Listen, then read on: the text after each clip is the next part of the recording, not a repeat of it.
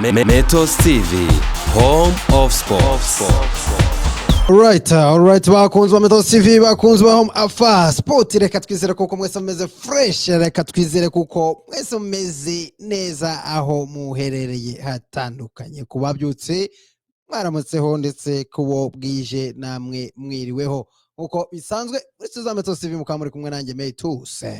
Amakuru ya Chelsea nakagaruka nkuko bisanzwe, ahani nyuma yaho turi kugenda tuzikubura ikipe, turi kugenda tukubura gake abantu bakavuga ngo ni Club World Cup tukaba turayitwaye, ngo ni friendly, ngo ni pre-season tukazihondagura, bagenda badutega imitego. Ariko kama kawaida uko niko Chelsea zigira gute, uko niko Chelsea izigenda, bagenda badutega imitego natwe tukagenda tuyitegura, bagenda bumvikanisha kuko tudashoboye natwe tukagenda tubereka kuko dushoboye, bagenda berekananisha kuko ntaho dushobora kugera natwe tukagenda tugira gute tubereka kuko hari aho dushobora kugira gute dushobora kugera ndetse kurusha ama ekipe yabo.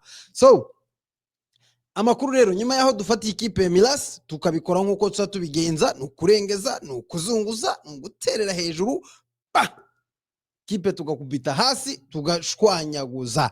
Ku cyumweru tuzaba twongeye gusesekara aho bazabita Stamford Bridge, twakira ikipe ya Crystal Palace, ikipe yaraye ikinya umukino mwiza cyane ikina na Liverpool, biza kurangira itwaranye Liverpool igikombe bazabita Community Shield bitego 2-2, baje mu penalty, ikipe ya Crystal Palace iratsinda, igikombe cya Community Shield kiragenda.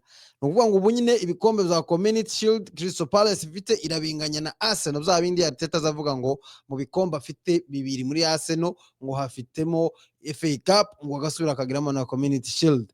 Izo ngibyo izo nizo bikombe Arteta azagira gute aza yirata. So amakuru yacu rero, abasore bacu ejo nababwiye kuko Chalaba yavuye mu kibuga avunitse, ariko mbabwira kuko yahisa confirming tubwira kuko ahari nta kibazo afite, ari mu mukino wa Crystal Palace azaba ahari.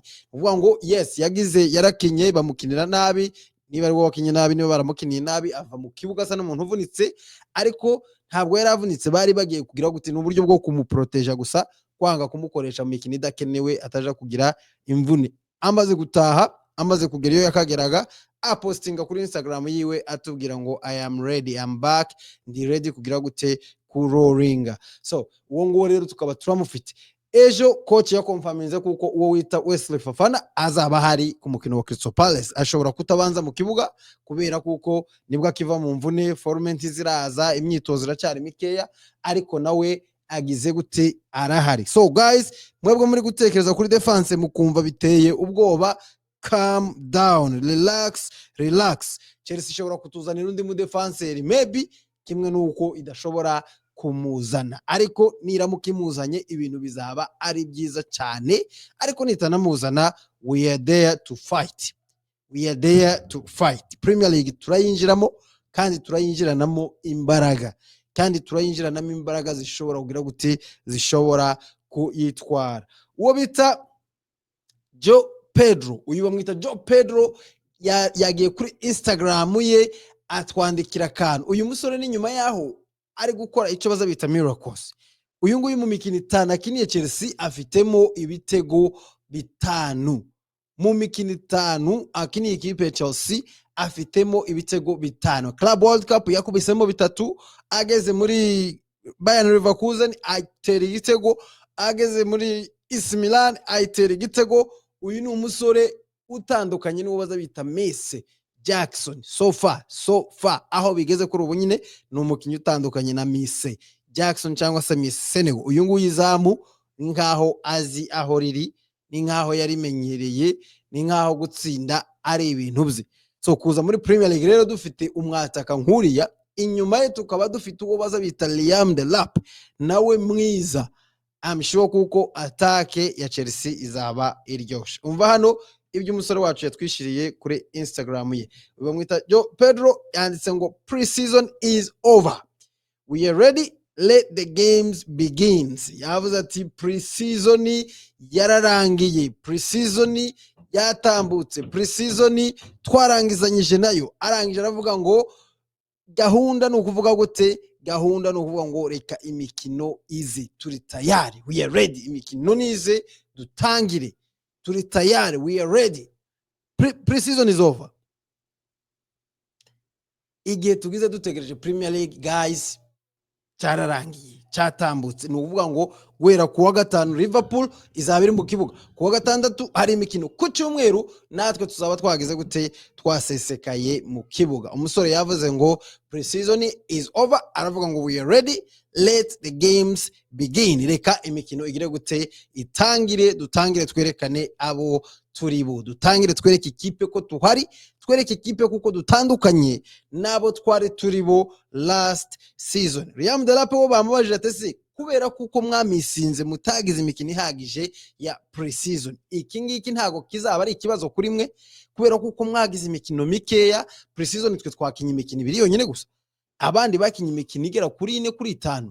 Chelsea yo icyambere ntitwabonye holiday, ntago twabonye ikonji irambuye y'abakinyi kugira ngo baruhuke. Ikindi kandi ntabwo twigeze tubona pre-season ihagije kugira ngo abakinyi bishushe bakine bagaruke muri mood. Barambaza ati iyi pre-season kuba mutarayibonye ihagije ntago bizaba ari kibazo. Uwo biza bita Liam Delap arasubiza aravuga ngo, Liam Delap says the lack of pre-season after winning the Club World Cup will not be a major issue for the squad. Yavuze ati ntago kizaba ari ikibazo gikomeye kuri squad, ati kuba twarakinye Club World Cup noneho twarangiza tukabona iyi mikino ibiri, ati sintekereza kuko kutabona imikino ihagije ya pre-season simbona ari ikibazo kinini mu ikipe ya Chelsea. Nanjye narababwiye ejo nubwo nabonye abantu benshi tutaremezanyije ikibazo cya pre-season, ntago ari ikibazo. Twakinye Club World Cup tuyirangije turuhukaho gato. Club World Cup buriya irasa nkaho yes yari tournament kandi ikenewe nziza ifite akamaro, twarayitsinze, ariko kandi twasaga nkaho nubundi turi gukoreramo na pre-season. Ikipe yakomeza giroringa, abakinyi bari muri mood, bari bafite form, ibintu byari bimeze neza.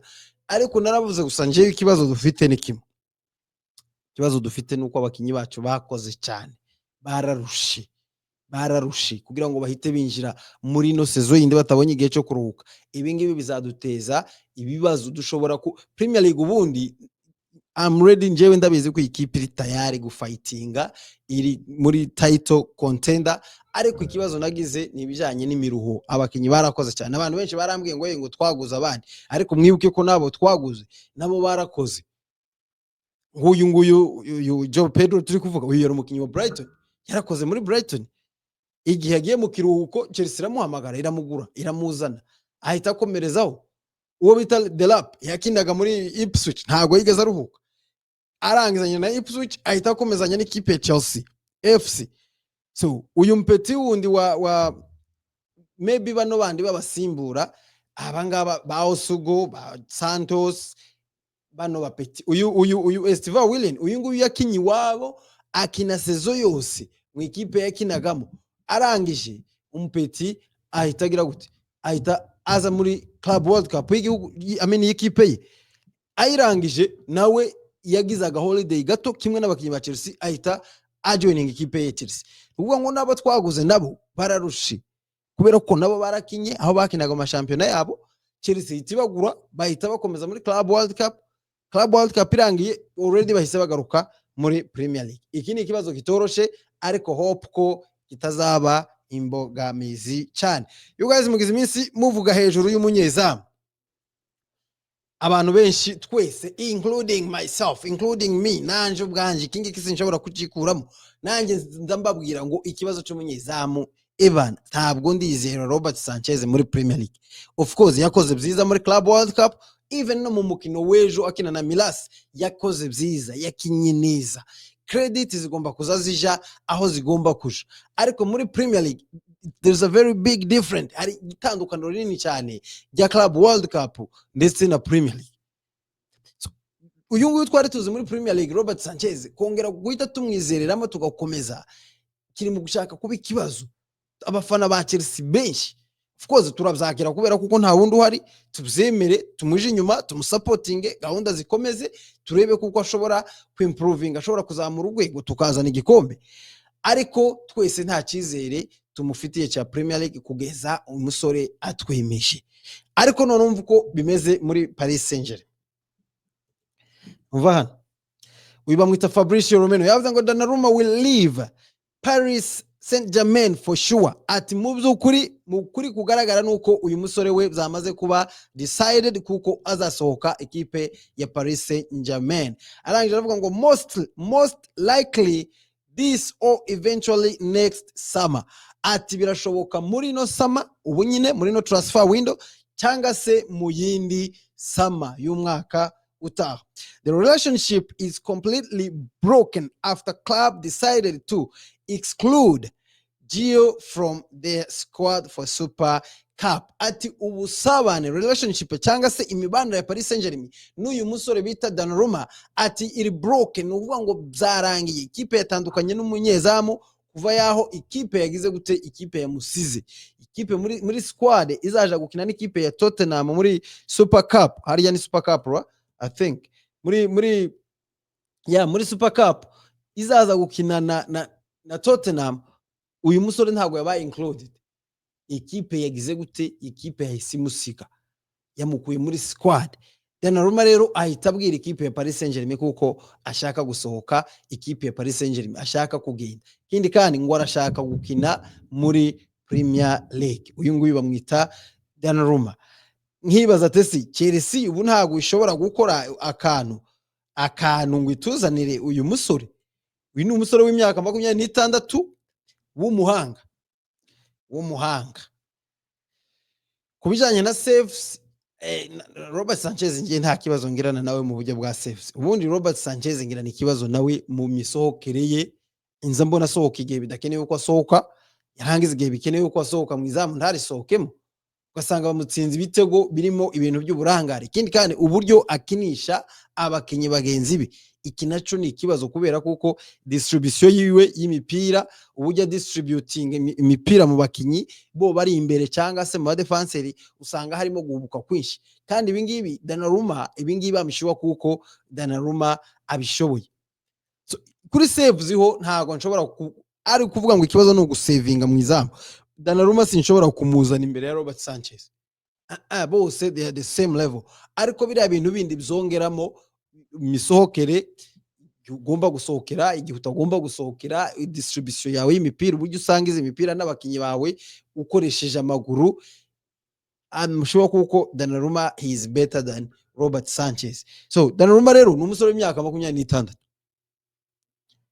wamaze already kubwira ikipe ya Paris Saint-Germain kuko ashaka kugira gute, ashaka gusohoka. Ikindi ni umunyezamu w'umuhanga utazemera kuba umubencheri. Paris Saint-Germain ejo bundi yaguze undi munyezamu, uyu nguyu ntazemera kugira gute, ntazemera kuba umubencheri hari. Ikindi asigaje umwaka umwe gusa kuri contract ye na Paris Saint-Germain, kandi ntabwo ashaka kuri new winger kubera kuko ntashaka kuba umubencheri hari. Nadashaka kuri new winger rero ikipe ya Paris Saint-Germain iramurekura kubera kuko umwaka umwe ni muto cyane. Nibaramuka batamugurishije this summer, iyindi summer aragenda for free. Kuvuga ngo ubonye na Chelsea rero ibyinjiyemo na amafaranga miliyoni nka 20 kugeza kuri hagati ya 20 na 26 na 7 aho Chelsea ishobora kumubona kubera iki yarakuze imyaka 26. Ikindi kandi contract ye irasa nkaho ishize, asigaje umwaka umwe gusa. Naramuka atagiye this summer, nukuvuga ngo iyindi summer azogenda for free.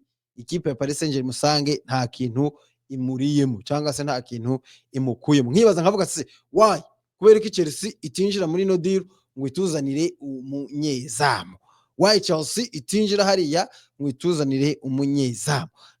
You guys, how do you think? Donnarumma turamukeneye cyangwa Donnarumma ntawe dukeneye? Bamuzane cyangwa twigumane rero baza bita Robert Sanchez. Ibitekerezo byanyu turabikeneye hano muri commentaire. Ariko imbogamizi gusa impamvu ngiye mbona Chelsea idashaka kuzana uwo baza bita Robert Sanchez, icyambere dufite umunyezamu Chelsea iteganya kuko ari we ugomba kuza hariya agasinya icyo baza bita long time contract already arayifite, akaba ari we munyezamu uhabwa umwanya nk'umunyezamu wa mbere. Uwo bamwita nde? Mike Penders twatijije mu ikipe Strasbourg, umupeti ukiri muto w'imyaka 20. Uyu nguyu ntekereza kuko ari we Chelsea ifite muri gahunda yo kugira gute yo kuzaha izamu, akaba ari we munyezamu wa mbere wa Chelsea nyuma yaho azaba amaze kugeninga ico baza bita experience. So kugira ngo Chelsea gure umunyezamu nka Donnarumma w'imyaka 26 bamuzane hariya mu myaka 2 uriya mupeti nagaruka, Chelsea hite igurisha Donnarumma mu myaka 2, amishobora kuko iryo kosa Chelsea ndiyo rikora. Kandi ntabwo izana Donnarumma ngo imusinyishe umwaka umwe cyangwa imyaka 2. Donnarumma ivyo ntavyemera nawe, agomba gusinya at least imyaka 3 kugira gute imyaka 3 kuzamuka. Kugira rero ngo Chelsea isigningisha umuntu w'imyaka 26 imuzana imushire hariya, imugira n'imyaka 3 kandi bafite undi munyezamu mwiza nawe bari guhemba amafaranga, Mike Penders ari on loan, nabyo biragoye kubera kibashaka kuri Ampeti afata hariya umwaka umwe cyangwa 2 agahita yongera agira gute akagaruka agasimbura uwo baza bita Robert Sanchez. Ikindi kandi ni umushahara uyu musore ahembwa. Chelsea mwibuke kuko twebwe Chelsea ifite gahunda yo kurwana n'imishahara, Chelsea ifite gahunda yo gukuraho ikintu citwa imishahara myinshi, niyo mpamvu iri gusigningisha abana ikabaha imishahara mike yamara ikabaha icyo baza bita contract ndende cyane. So hano Donnarumma muri Chelsea ndatekereza ko ari nk'abakinyi babiri gusa bahembwa amafaranga menshi kuruta Donnarumma. Donnarumma ahembwa 205 na 717 y'amapaundi. Ayo niyo mafaranga Donnarumma afata ku cyumweru, 205. Mu ikipe ya Chelsea ndatekereza ko abantu bamurusha ayo mafaranga ni Raheem Sterling. Raheem Sterling kugeza kuri ubu nyine aryamye ku 300. Uyu musenzi afite amafaranga.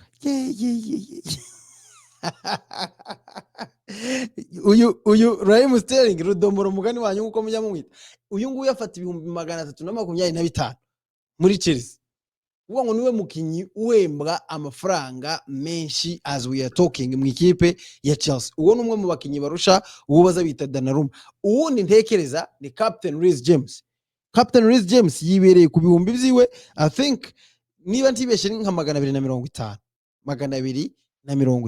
Abo nibo bakinyi bahembwa menshi muri Chelsea kuruta Donnarumma. Abandi bose bari munsi y'ibi 200 uyu musore Donnarumma afata. So, Chelsea rero mu buryo bwo kugwana n'imishahara kugira ngo bagabanye imishahara sintekereza ko bashobora gufata, kandi Donnarumma nawe kuza muri Chelsea ntiyemera gufata 200, ntiyemera kugabanya umushahara. Uri yarakuze, uri ni umuntu ushaka hanaja agashaka amafaranga. Izo nizo mbogamizi zibiri ndi kubona dufite kubo baza bita Donnarumma kugira gusa ngo ntitumubone muri Chelsea. Kibazo nuko dufite undi munyezamu Chelsea ibona ariwe priority wo kuzafata hariya bukiri muto, kugira rero ngo basinyishe uyu nguyu imyaka 3 kandi hari undi munyezamu bafite already bizeye, babona ufite impano, babona ushobora kubikora. I think ko iyo ni imbogamizi imwe. Imbogamizi ya kabiri ni uyu mushahara. Biragoye cyane kuko Chelsea izana umuntu ukuze gutya ngo nimari muzane ku mafaranga angana 200 kubera ko of course naza muri Chelsea habe nubwo bashobora kumuha 225 nk'ibyo afata, ariko ama bonuses ibi bizagera mu 270 na uko bisa ama bonuses bagomba kuzamwemerera, urumva. Ariko hope ko Chelsea igira icyo ibitekerezaho kandi ikana muzana. Umva hano, Chelsea and Manchester United has inquired about Donnarumma in recent hours. No concrete offers so far. Ikipe ya Chelsea rero ni kipe ya Manchester United ngo akaba arizo kipe ziri gutargetinga uwo baza bita Donnarumma kandi zagaragaje kuko zimushaka, ariko nta kintu kiri serious so far kiragoinga on. Ni ugutegereza tukareba, maybe mu minsi 2-3 turamenya kuko Chelsea iri serious n'umunyezamu cyangwa se ari amagambo. Twagiye ko baza bita Xavi Simon. Bamwita Xavi Simon. Contact between Chelsea and Leipzig continues over Xavi Simons. Chelsea priority is to find a solution for Kunku and Jackson. Simons wants to go to Chelsea Nkunku could be open to Leipzig but depends on the offers. Ibiganiro hagati y'ikipe ya Chelsea ndetse n'ikipe ya Leipzig kuri uyu baza bita Simon biracagoinze on, biracakomeje.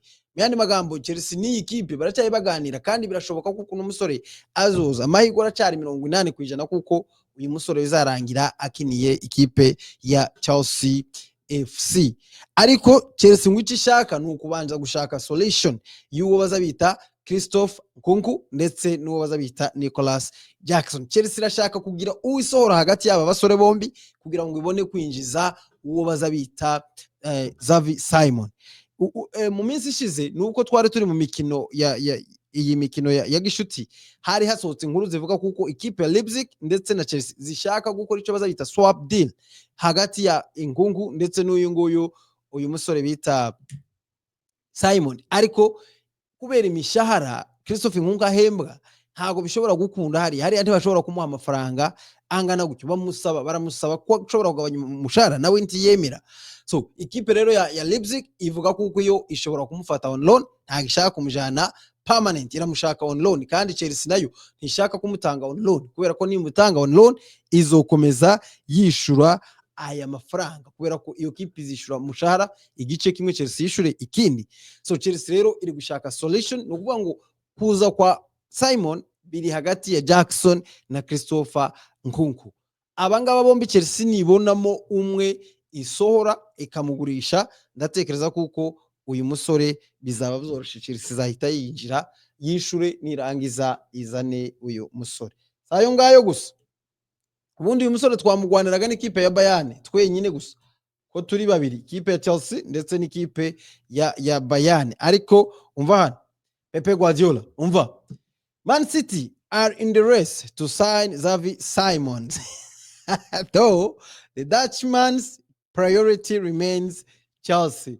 Ikipe ya Manchester City nyuma yaho igurishije uwo bita Grealish bamugurishije mu ikipe ya Everton, already yamaze kugenda. Ikipe ya Man City yahise ihamagara ikipe ya Leipzig ibabwira ko ishaka kumenya amakuru ya Xavi Simon kugira ngo aze hariya ari umusimbura wa Jack Grealish. Man City yamaze kugira gute, Man City yamaze guterayo, nukuvuga ngo uyu mukinyi ntago na Bayern already yamaze yasa nkaho yari imaze kwikuramo. Kubera kuko umukinyi yagaragaje kuko ashaka ikipe ya Chelsea. Uyu munsi Manchester City yahise iteramo ubaza bita Pepe Guardiola yavuze ngo ndashaka uno mpeti Xavi Simon, uyu ndamushaka. So urumva intambara already kubera gutinda kwiyi case Manchester City byinjiyemo, kandi Manchester City iyo yinjiye mu kintu ni ikipe y'amafaranga, ni ikipe nayo ubona iri ku bikombe, nubwo this season cyewe ntari mu kuyibonamo cyane, ariko ni ikipe imeze neza ishobora gutwara igikombe anytime. So ubu rero iyi race ikaba ari between Chelsea ndetse n'ikipe ya Manchester City. Ariko kandi icyiza nuko umukinyi yamaze kudeciding, umukinyi yamaze guhitamo, umukinyi yamaze kuvuga kuko iwe icyo ashaka niki, icyo ashaka ni Chelsea. Yakunze project ya Chelsea, yakunze imikinire ya Chelsea, yakunze uburyo Chelsea ibintu ibirimo. Myandi magambo dufite assurance kuko uyu musore azalandinga hehe, azalandinga Stamford Bridge, nubwo bigaragara kuko bigoye kubera kuko byatinze, ariko kandi biragaragara kuko bizemera cyangwa se bizakunda. Amakuru y'uwo bita Alexandre Garnacho, amakuru ye ahubwo reka mpite nzana ntaya ngaya mbona ashitse none hano handi mu kiganiro, nayo mpite nyakubitaho ubundi bahita bayanoherereza vuba cyane, ntago bijya bitinda iyo asohotse aba yangezeho. Uyu bamwita Fabrizio Romano, umva uko yavuze Fabrizio Romano. Tubanze duhere kuri aya ngaya nari nasanzwe nateguye nitumara twinjire kuri ayo yandi. Bavuze ngo Chelsea step up talks for Alexandre Garnacho. Nuvuga ngo ibiganiro Chelsea ya moving forward, Chelsea yigiye imbere mu biganiro kandi iri more than serious. club to club discussion with Manchester United are now well underway. Uvuga ngo ibiganiro hagati y'ikipe ya Chelsea n'ikipe ya Manchester United ni ibiganiro bimeze neza, biri kugenda neza. Garnacho only wants Chelsea. Personal terms are agreed and the two clubs are in negotiations over fee. Ni ukuvuga ngo Garnacho iwe yamaze kwemezanya n'ikipe ya Chelsea FC. Ubu nyine igisigaye ni ibiganiro biri kuba hagati ya Chelsea ndetse n'ikipe ya Manchester United. Garnacho expected to become CFC player this summer. Uyu musore wariteguwe cyane kuba umukinyi wa Chelsea muri no summer. Alexandro Garnacho bishobora kurangira uno musore yihuse cyane akinjira muri Chelsea FC. Chelsea offered the chance to include players in Garnacho talks. Chelsea yabanje gutanga gahunda reka Chelsea gira imitwe we. Chelsea ngo yatanze abakinyi kugira ngo including ishiremo abakinyi muri no deal ntibiba amafaranga gusa, yongeremo abakinyi. Noneho nyumvira abakinyi Chelsea yari yatanze muri Manchester United: Vega, Nkunku, Jackson or Disasi. Abo nibo bakinyi Chelsea yari yahibwiye Manchester United irabibwira ngo muhitemo umwe kugira ngo tumushire muri no deal ya Garnacho, noneho ibintu bigire gute, ibintu bigende neza. Ariko baravuga ngo rejected this opportunity. Manchester United rejectinga ino opportunity. Manchester babwira ngo twebwe icyo dushaka na amafaranga. Chelsea want to pay around 30 million. Manchester United want 50 million. Chelsea ngirashaka kwishura miliyoni 30 kuko baza bita Garnacho, which I think ko wimpeti ngenda ndabona arenza ayo mafaranga. Manchester ashaka ko Chelsea tanga 50, ariko Chelsea kirabaha miliyoni 30 z'amapaundi, which is maybe ni nka miliyoni 40 gucya na zingahe na zitatu maybe z'amayero. Alexandro is working hard and being attentive to his phone in case he gets a call to travel for medical. Maresca has a plan for Alexandro and his development. Umusore ngo ntagihaye iruhande rwa telefone.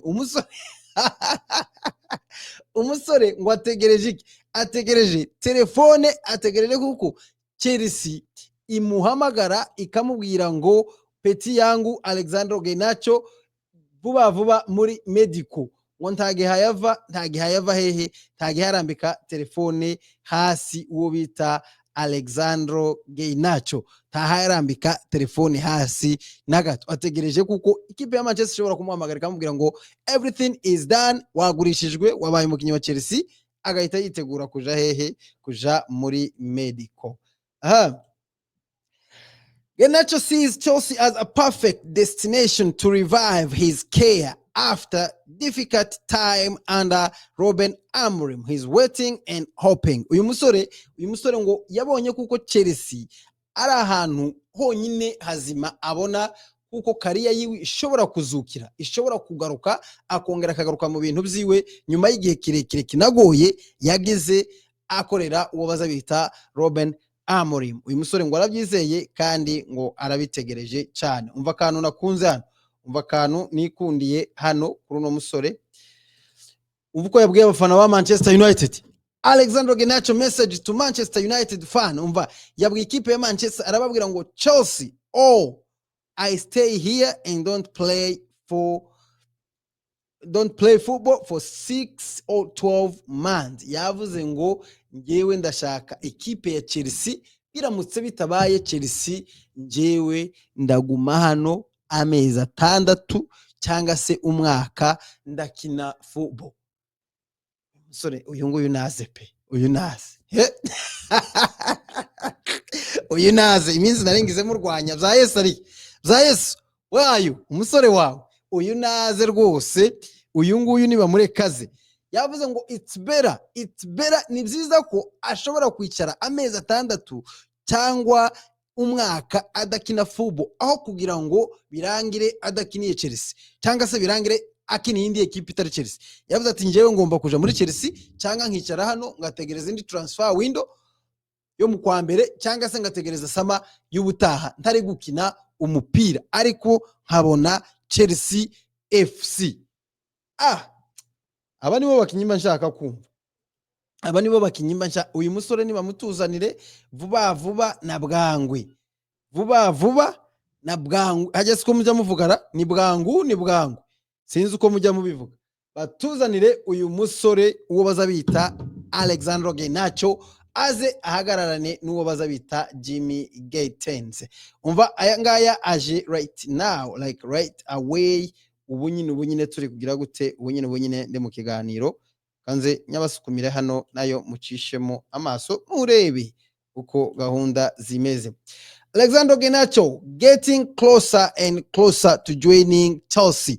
Uyu musore ngo ibintu ko biragenda byegerana kugira ngo joining Chelsea.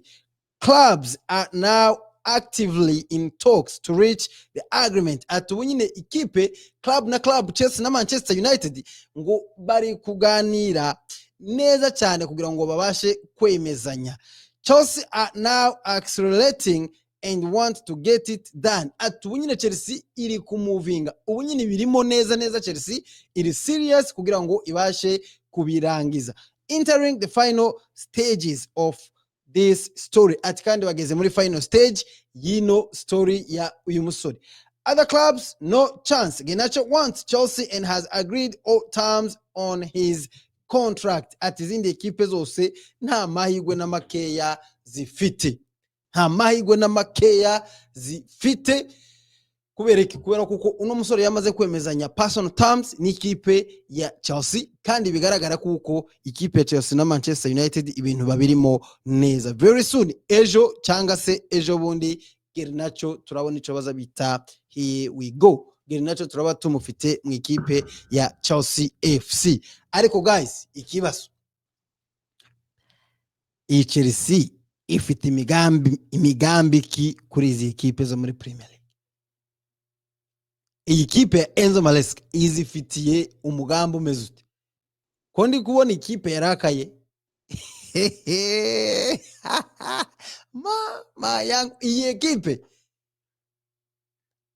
Chelsea nitwemerere igende dushakira undi mudefanseri aze ahagarare hari hamwe na Chalaba, kubera kuko Wesley Fofana nta cyizere cengira. Tonsi ni mwiza, ariko kandi sinshobora kumwizera 100%. Chelsea ni dushakira undi mu defenseur umwe mwiza gusa imukubite hariya, nibashaka bijanye n'umuzamu rwose byo babikora uko bishakiye kubikora, ariko batuzana ico bazabita a defender ufite experience muzima ahagarare hariya na Chalaba. Dutegereze Colwyn kwazaza muri saison itaha, kubera kuko this season biragaragara kuko naramuka naje azasanga saison yenda kurangira. Chelsea ni tuzana mu defenseur, ibintu byose biraba ari gwagwana, ibintu byose biraba ari fresh, ibintu byose biraba ari uburyohe. Otherwise izi ekipe tugiye kuzimanuka imwe kuri imwe, dukubita twigizayo. This is Chelsea. Yeah. If you are a subscriber, please do so. Thank you so much for watching, guys. Metos TV, home of sports.